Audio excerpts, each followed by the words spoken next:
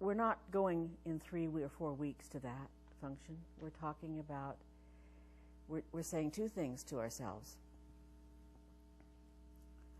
We have varying ability to deal with conflict. And that we're not talking about around the room, inside of ourselves. Some things I'm real good at conflict resolution. Others, I have to take 3 days to open my mouth. So we're all there. So how do we approach it? And the other message, so we're working with it. And so hopefully you'll go out of here with some consciousness and some trying it, being conscious of it. Because you need to bring it to the counseling office. The world needs it. So the message is, we do expect our counselors to deal with this question and to work on ourselves, and eventually you'll be able to help somebody. You probably already can, you just don't know it. So, does that break it down a little, make it a little less scary, or is it still kind of scary? For me, it's still kind of scary for me.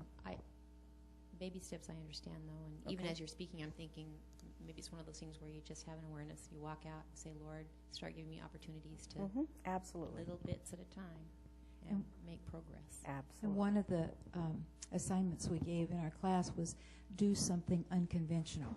So they gave different assignments, and the one that I got, this was years ago, was go to I think it was Sears, and sit on a dryer and eat a carrot. And nobody even cared. Because when you're a phobic, you think everybody's looking at you, and they aren't. That's the good news. Even then, it didn't. Wow. No. The salesperson didn't come up to you. Yeah. No. Didn't even. Did that help? So that was.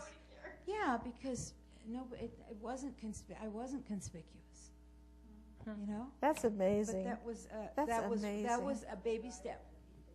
And some people had to go in and buy like 5 grapes in a grocery store, have them wait. See, that's something that ordinarily you wouldn't do, because you would feel like you were putting them out, since you apologize for the air you breathe. So baby steps, really baby steps. Now, I would think that if you took a negotiation class, that you would learn a lot about conflict resolution in a negotiation class, wouldn't you? But what about our communication class? Isn't that part of it? I was thinking that when we started, just the listening game with the cards. How important that was the first time I saw or participated in that, and how we don't even, if we don't have the basic tools of stopping and listening, even when you're saying, be sure to validate the person's truth. So I can see people going, yeah, okay, here's where I validate it so I can get to my stuff. Even that can become something that's not good. You know what I'm saying? It's interesting, you talk about negotiation class. I've taken a lot of negotiation class because that was one of my jobs. And the premise in negotiation often is win-win. And it's kind of a misnomer, frankly, when we talk in this context, because it's like win? What is winning?